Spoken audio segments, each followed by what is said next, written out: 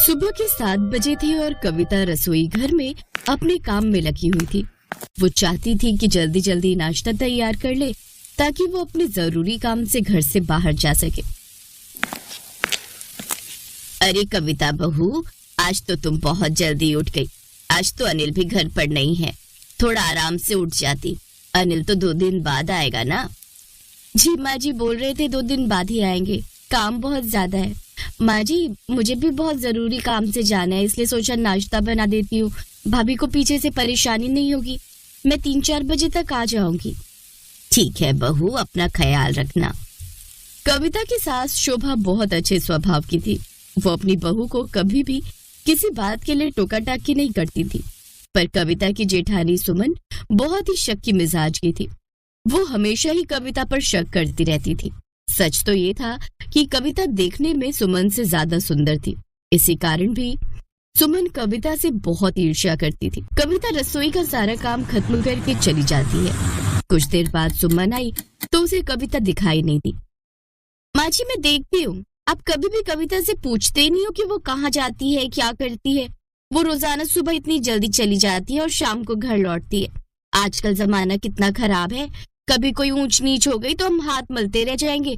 मुझे कविता के लक्षण ठीक नहीं दिखाई देते।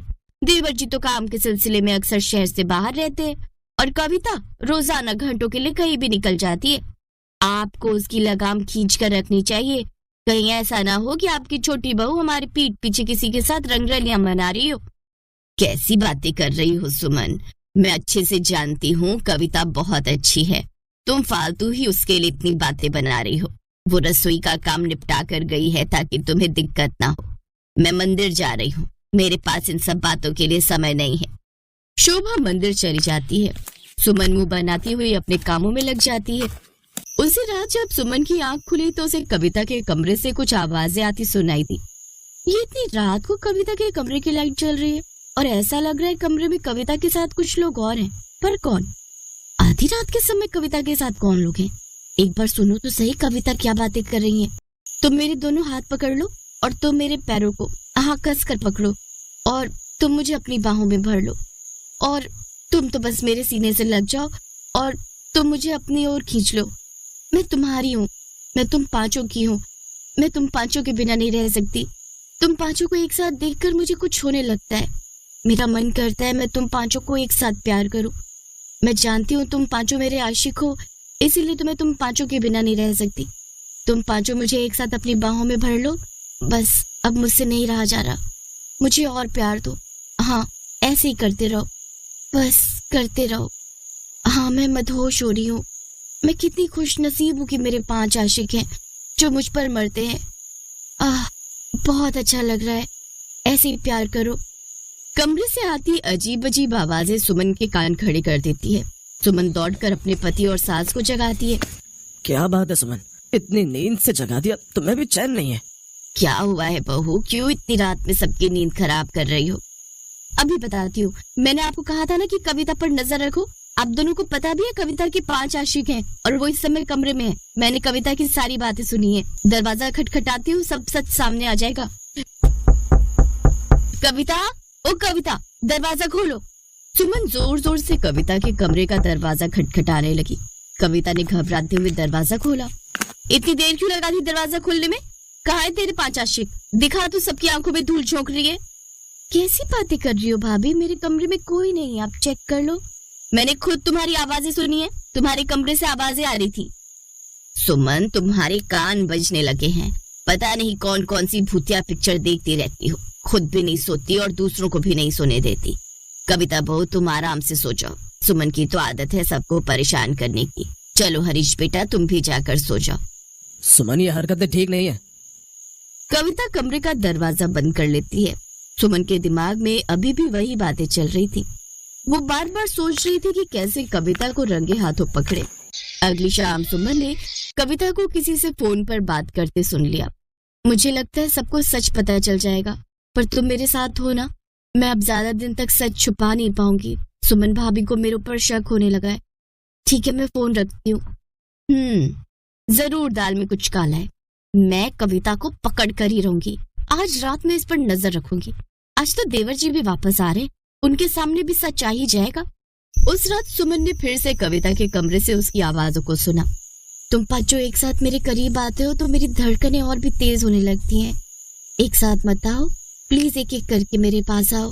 पहले तुम, उसके बाद तुम, फिर तुम आना, फिर इन तीनों के बाद तुम, और तुम सबसे आखिर में। बस ऐसे ही मुझे रोजाना रात में तुम पांचों का प्यार मिलता रहे। आओ, अब और रहा नहीं जा रहा। आओ, मेरे करीब आओ, बहुत अच्छा लग रहा है, ऐसे मेरे पास रहो। कविता कितनी बेशर्म है, साफ झूठ बोल रही है कि इसके कमरे में कोई नहीं है। आज तो इसके पांचों आशिक इसके साथ पकड़े जाएंगे। लगता है देवर जी आके दरवाजा खोल देती हूँ। देवर जी, मैं आपको फोन पर सारी बात बता चुकी हूँ। कविता की हरकतें ठीक नहीं है, वो आपको धोखा दे रही है। मैं खुद अपने कानों से उसकी बातों को सुनती हूँ, पर मेरी बात पर कोई विश्वास नहीं करता। आज आप खुद सच जान लो, वरना कहीं देर ना हो जाए। भाभी आप टेंशन मत लो, आज सच सबके सामने आ ही जाएगा। कविता दरवाजा खोलो, मैं हूँ। अनिल की आवाज सुनकर हरीश और शोभा भी बाहर आ जाते हैं। माँ जी, सच तो ये है कि मैं एक नाटक की प्रैक्टिस कर रही हूँ। मुझे बहुत समय बाद एक नाटक में प्ले करने का मौका मिला है, जिसका नाम है देवरानी के 5 आशिक। बस मैं रोजाना रात को अपनी स्क्रिप्ट पढ़कर डायलॉग की प्रैक्टिस करती हूँ। ये बात अनिल भी जानते हैं। भाभी ने हमेशा से मुझ पर शक किया है। पता नहीं इन्हें मेरे से क्या चलन है, और मेरे डायलॉग सुनकर इन्होंने मेरे चरित्र को गलत समझ लिया। मुझे कुछ कहने का मौका भी नहीं दिया। मुझे डर था कि कहीं आपको मेरे ये नाटक करने से कोई प्रॉब्लम ना हो, इसलिए अनिल जी ने मुझे सच बताने से मना किया था। पर आज भाभी ने हद पार कर दी, इसलिए मुझे सच बताना ही पड़ा। माँ, यही सच है। कविता एक नाटक में भाग ले रही है और वो इस नाटक की प्रैक्टिस में लगी रहती है। कविता का बहुत समय से मन था कि वो शादी के बाद एक बार फिर से नाटक और रंगमंच में भाग ले, जैसे पहले करती थी। इस बार इसे मौका मिला तो मैंने भी उसका साथ दिया, पर भाभी ने बात का बतंगड़ बना दिया। कविता, अगर तुम नाटक वगैरह करना चाहती हो तो हमें इसमें कोई आपत्ति नहीं है। हर किसी का अपना काम होता है, अपना टैलेंट होता है। एक समय की बात है, बलरामपुर नाम के गांव में सोहन नाम का एक गरीब किसान अपनी पत्नी रूपवती और बूढ़ी माँ के साथ रहा करता था। सोहन की एक छोटी सी बेटी थी, जिसका नाम मुन्नी था। सोहन अपने परिवार का भरण पोषण गांव के मुनिम जी के यहाँ मजदूरी करके किया करता था। सोहन का घर का गुजारा बहुत मुश्किल से हो पाता था। सोहन के पास थोड़ी सी जमीन थी, जिस पर रूपवती दिन भर मेहनत करके तरह तरह की फसल उगाती और गांव के बाजार के दिन सब्जियां और फल बेचा करती थी। सारे बलरामपुर वासी रूपवती से ही सब्जियां और फल खरीदते थे। अरे रूपवती, कैसी हो? घर में सब ठीक तो है ना? और मुन्नी कैसी है? मदन काका, मैं ठीक हूँ, और घर में भी सब ठीक ही है, और मुन्नी भी बिल्कुल ठीक है काका। और बताओ, आज बाजार कैसे आना हुआ और काकी कहाँ है? क्या बताऊं रूपवती, तुम्हारी काकी किसी काम से दूसरे गांव गई है। इस कारण रसोई का सारा काम मुझे ही करना पड़ रहा है, तो सोचा क्यों ना आज बाजार से सारा सामान लेते चलूं। अच्छा, तो यह बात है मदन काका। अच्छा रूपवती, तुम यह बताओ, टमाटर कैसे किलो बेच रही हो? रोज की तरह 20 किलो ही बेच रही हूँ काका। अच्छा, ऐसा करो रूपवती, मुझे 1 किलो टमाटर दे दो। क्यों नहीं काका, देती हूँ। इतना कहकर रूपवती मदन काका को 1 किलो टमाटर दे देती है और बदले में मदन काका से पैसे ले लेती है। रूपवती के खेत में एक पुराना कुआं भी था, जो सालों भर सूखा ही रहता था। उस कुएं में एक बूंद पानी भी नहीं था। इस कारण रूपवती दूसरे गांव वालों के कुएं का पानी अपने खेतों की सिंचाई और खेती के लिए इस्तेमाल करती थी। अपने कुएं से पानी लेते देखकर कुएं के मालिक हरिदास को रूपवती से बहुत जलन होती थी। एक दिन जब रूपवती अपने खेतों में मेहनत से काम कर रही थी, तभी वहां कुएं का मालिक हरिदास आता है और रूपवती से कहता है, अरे रूपवती, कैसी हो? खेतों का काम कैसा चल रहा है? मैं ठीक हूँ हरिदास चाचा, खेतों का काम भी ठीक ही चल रहा है। मैं यह कह रहा था रूपवती कि मैं तुम्हें बहुत सालों से अपने कुएं का पानी देता आ रहा हूँ। अब मैं तुम्हें अपने कुएं का पानी नहीं दे सकता, क्योंकि गर्मियों का समय आने वाला है और मेरे कुएं में पानी बहुत कम हो गया है। लेकिन हरिदास चाचा, अभी तो गर्मियों का समय आने में 2-3 महीने बाकी हैं। तब तक मैं अपनी खेतों का काम कैसे करूंगी? आप ही बताइए चाचा। मैं कुछ नहीं जानता रूपवती, यह तुम्हारी दिक्कत है, तुम अपना समझो। मैं तुम्हें अपने कुएं का पानी नहीं दे सकता। यह सुनकर रूपवती मन ही मन बहुत दुखी हो जाती है और घर जाकर अपने पति सोहन को सारी बातें बताती है। यह क्या हो गया भाग्यवान, यह क्या परेशानी आ पड़ी?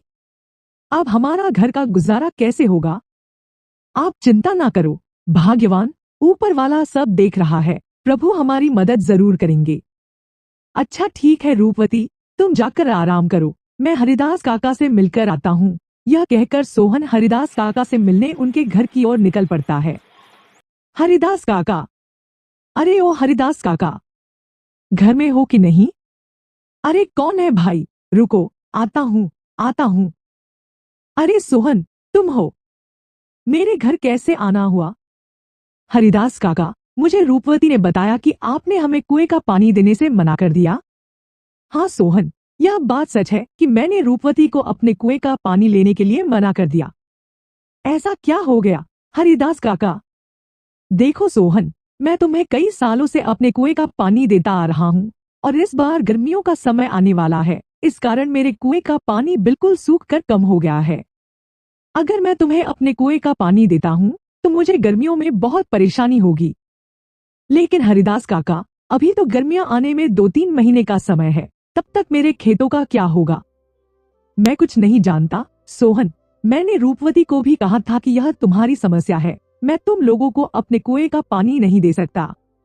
सोहन हरिदास काका को कुएं का पानी देने के लिए मनाने की बहुत कोशिश करता है, लेकिन हरिदास नहीं मानता।